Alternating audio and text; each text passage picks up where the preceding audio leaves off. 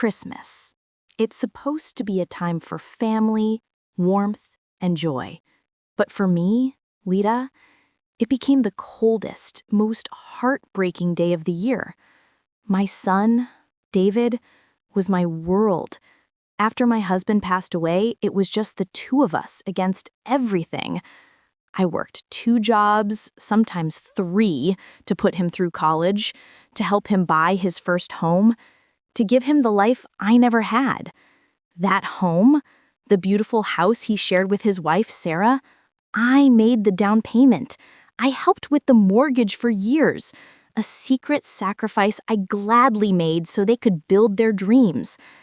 Every year, I looked forward to Christmas, to seeing David, to holding my grandchildren.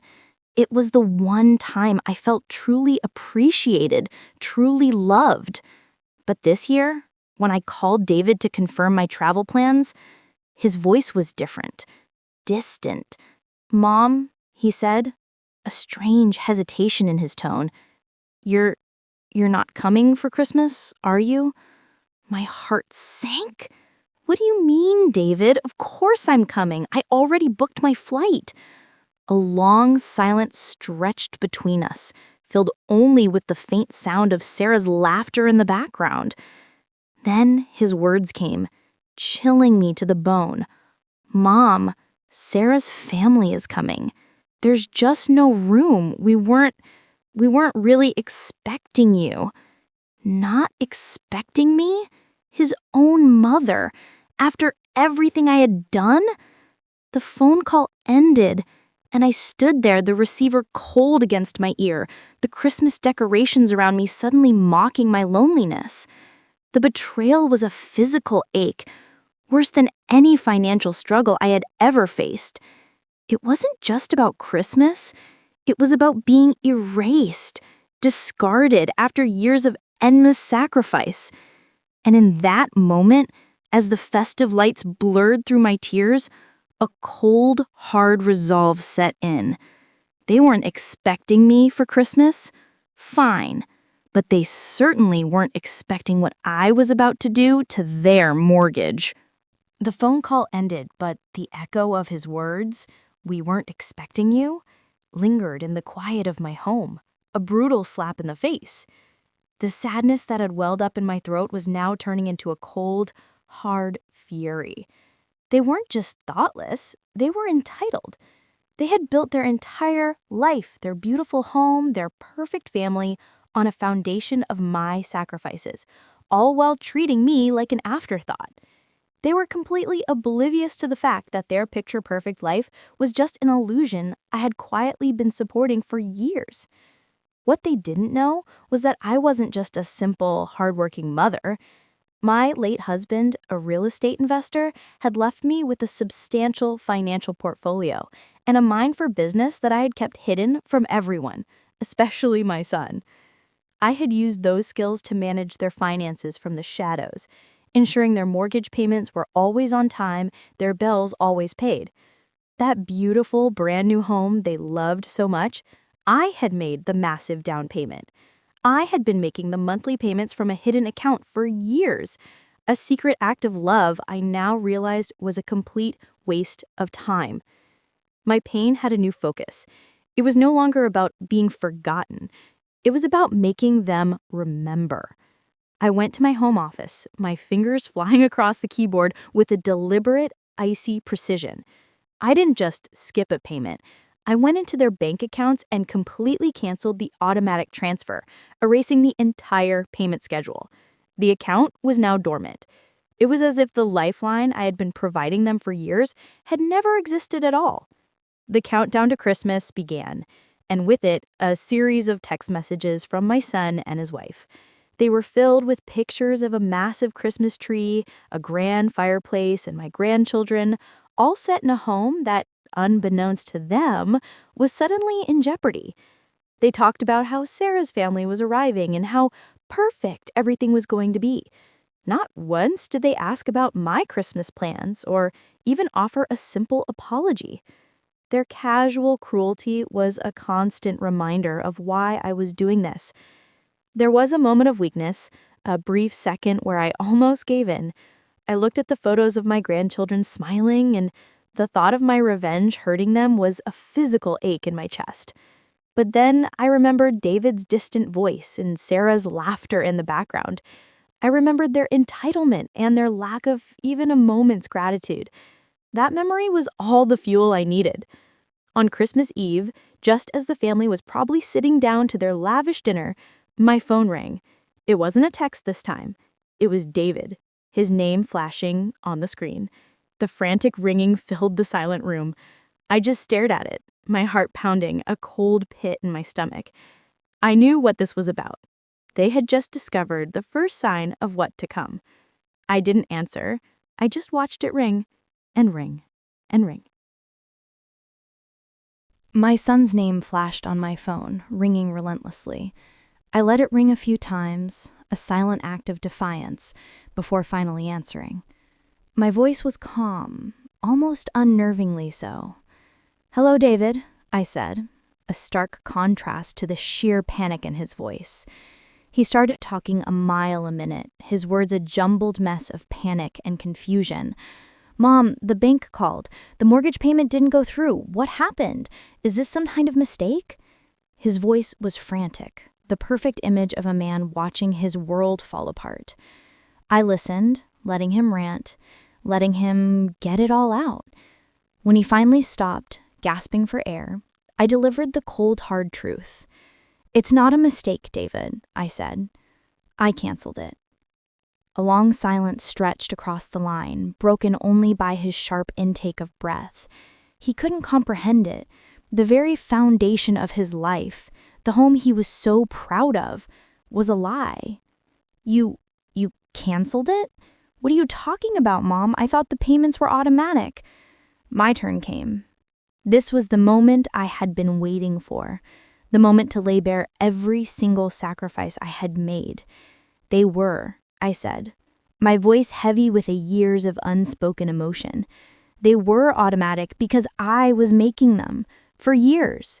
I made the down payment, and I've been covering the monthly mortgage for you and Sarah since you moved in."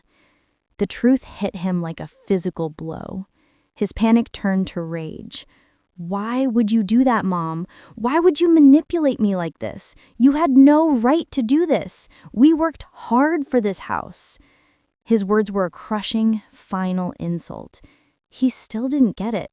He was so wrapped up in his own entitlement that he couldn't see the love and sacrifice behind my actions. "You worked hard?" I asked, my voice now laced with a cold fury. "While you were in college, I was working 2 jobs so you wouldn't have to take out loans. While you and Sarah were starting your perfect lives, I was using every last dime of my savings to make sure you had a home. You think you did this on your own? You think you just worked hard for this?" The words tumbled out, years of bottled up pain and resentment. And then came the final devastating betrayal. I told him about the phone calls I had received from Sarah's mother, all the times she had tried to convince me to cut him off, to let him stand on his own 2 feet. I told him how Sarah's family had been whispering in their ears, telling them that I was a burden and that they should finally cut the cord. "They told you not to expect me for Christmas, David," I said, the words hitting him with the full weight of their truth. They didn't want a single mother at their perfect family gathering. The line was dead silent. He had finally heard me. His entire life, his perfect marriage, his perfect Christmas, was a lie built on their manipulation and his own ignorance. I told him the mortgage payment was due in 3 days. "The ball is in your court, David," I said, my voice now calm again. "You decide which family you want to be a part of. Call me back when you've decided." I hung up the phone, leaving my son to a silent, chaotic Christmas Eve, his perfect world having just been shattered into a million pieces. The silence on the phone was the final, devastating blow. I hung up, leaving my son to face the reality of his perfect, beautiful lie. The revenge was in his hands now. He had to go back into that living room, a place filled with festive cheer and false smiles, and confront the people who had been manipulating him for years. I knew what would happen next. He would tell Sarah and her parents about my sacrifices, about how I had been paying them mortgage all along. The comfortable, entitled life they had so casually taken for granted would be exposed as a fraud. The perfect Christmas they were so proud of would be shattered into a million pieces. The minutes ticked by, each one filled with a silent, tense anticipation. My phone finally rang again. It wasn't just a call, it was a desperate plea. When I answered, David's voice wasn't filled with anger. It was raw, broken, and full of regret. "Mom," he choked out, his voice thick with tears. "I am so sorry. For everything. I didn't know." He explained how he had confronted Sarah and her parents. He told me that they had confessed to their manipulation, to their constant whispers about me being a burden. The perfect Christmas was over. The guests had left. The house, which had been so full of laughter just an hour ago, was now filled with shame and accusation. My heart ached for him, but I couldn't give in yet. Not fully. "You didn't know, David?" I asked, my voice holding the weight of years of unspoken hurt. "I told you I was coming. I was so excited. But you dismissed me. You said you weren't expecting me. Was it so easy for you to believe the worst about your own mother?" He was speechless. He finally understood. His family wasn't Sarah's parents. It was me. His real family was the woman who sacrificed everything for him, not the one who manipulated him. He told me he was cutting all ties with Sarah's family. "We're done with them," he said, his voice now firm, a new kind of resolve taking root. "You're our family. You're the only family that matters." That was it. That was the moment. The revenge was complete, not because he was ruined, but because he was finally willing to be honest. The mortgage payment was a tool, a way to get him to see the truth. I told him I would make the payment. I would save their home. He tried to thank me, his voice still full of emotion, but I cut him off. "There's one condition," I said, a new power in my voice. "From now on, you will know. You will know that your home is a gift from your mother, and you will never, ever take that for granted again." The climax of the story wasn't in their downfall. It was in their redemption. It was in David finally seeing the truth, in him finally choosing the family that loved him unconditionally. My Christmas was now a quiet victory, a day of profound healing. I sat alone, but I wasn't lonely. My son had returned to me, and that was the greatest gift of all. The phone call ended, and I was left in the silence of my home. The Christmas decorations, which had once mocked me with their false cheer, now felt like a quiet, respectful presence. The revenge was complete. My son, David, had finally seen the truth. He had chosen me, his mother, over the perfect, manipulative family he had been trying to impress. But the victory didn't feel like a celebration. It was a profound, quiet moment of closure. The past few weeks had been filled with a cold, hard resolve, but now a wave of sadness washed over me. This wasn't something I ever wanted to do. My heart ached for my son, for the pain he had to go through to see the truth, but I knew it was necessary. I had to let his perfect world crumble so that he could see its true foundation, a lie built on entitlement and manipulation. The real moral of this story isn't about the revenge, it's about the nature of love. My son had loved me, but it was a conditional love, one based on my silent support and financial sacrifice. The moment I stopped giving, his love, his relationship with me, was exposed for what it was. True love, the kind of love I had for him, is not transactional. It doesn't demand a price. This was the hardest lesson I ever had to teach him, but it was also the most important.